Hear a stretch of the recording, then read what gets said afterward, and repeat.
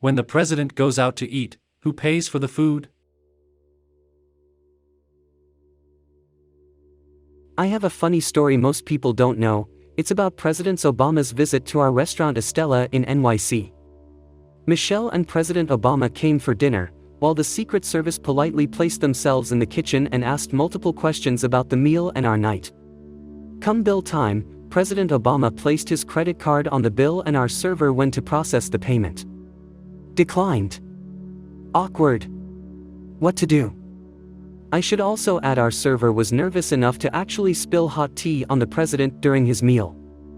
He was a great sport about the situation, I might add. Upon the server returning, she politely said something to the notion, "Mr. President, your card has been declined." Michelle and President Obama had a good laugh with the server and Michelle reached into her purse and provided her credit card for payment. Before leaving the restaurant, the president told our server, "I won't tell anyone you spilled tea on me. If you don't tell anyone my card was declined." Everyone laughed and took a group photo outside our restaurant together. It was a great night for everyone, it was fun and an honor. Since that night, that server and all the employees have told everyone about the declined card and the spilled hot tea around 1,000,000 times. Even the president himself mentioned the dinner and his declined card on a short interview once. So yeah, the president pays even when his card is declined. When the former President Barack Obama visited Hanoi in 2015, he had the Secret Service scout a few local restaurants and finally chose a noodle shop, Bun Cha, to eat with the famous chef Anthony Bourdain. Normally this meal would be charged to the president himself, but since this is a scene for Anthony Bourdain's TV series, he had the privilege of paying for both of them that night. 2 portions of Bun Cha. 2 Hanoi beer. $6 in total. On another note, President Obama shocked the people of Vietnam by choosing this small restaurant and by eating something so ordinary that we normally have for breakfast or lunch. Apparently, the love for Barack Obama from Viet people did not end there. They even frame-glassed the table where he and Chef Anthony Bourdain ate like a super rare artifact in the museum. How sweet. The president. I worked for a president, several actually. In the case of George H.W.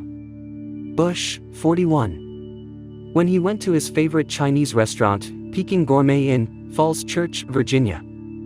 He always met other family members there. They sat at a special table behind a Chinese wooden screen. The Secret Service advised the owners specifically how to change the window to bulletproof glass.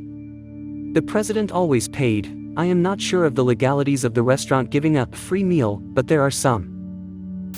Working at the top-rated restaurant in D.C., the Inn at Little Washington, which is actually outside of D.C. by 1.5 hours, I have served many dignitaries, congressmen/women, military leaders, cabinet members, Supreme Court justices, and the First Lady, but not the POTUS. However, on one occasion the State Department helped the President of Poland arrange a private dinner at the inn. The entire restaurant was closed for part of the night and the President of Poland dined with key officials. Polish and American Secret Service agents guarded the perimeter as well as strategically posted around the gathering to ensure safety and privacy. At the end of the evening there was one small detail that had been forgotten: payment arrangements.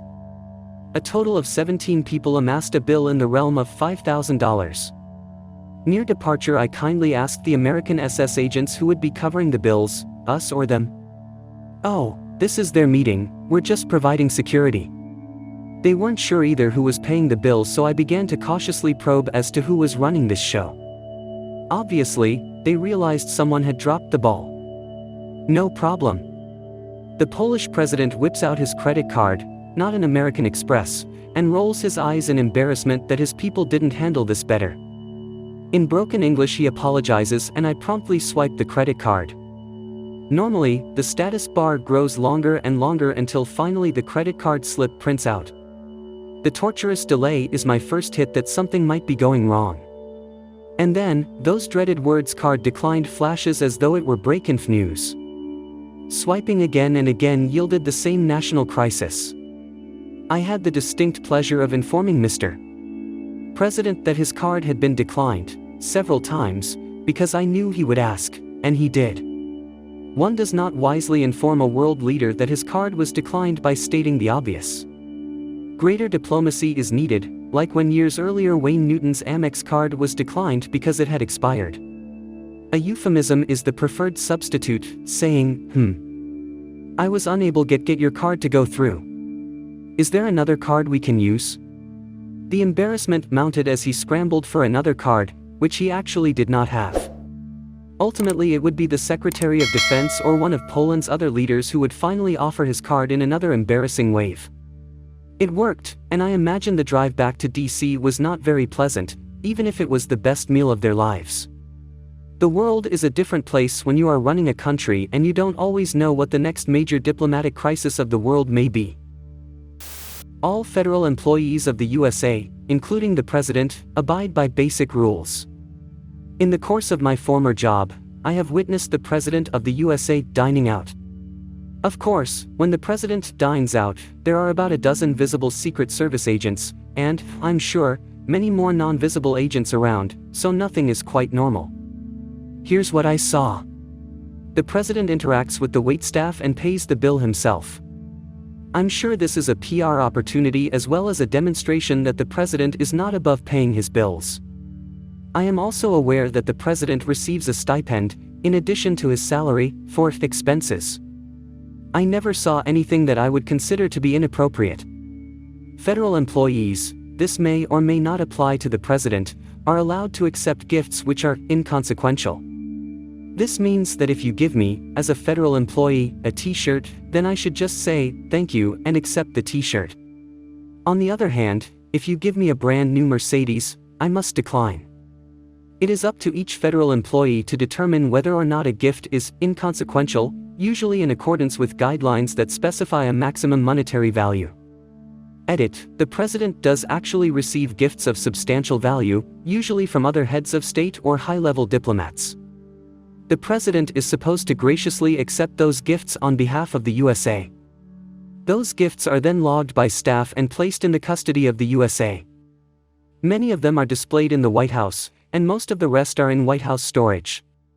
Some may be in national showplaces or museums. Please leave your story in the comments. I would love to make a video on them in the future also. Don't forget to like and subscribe to you never miss a video.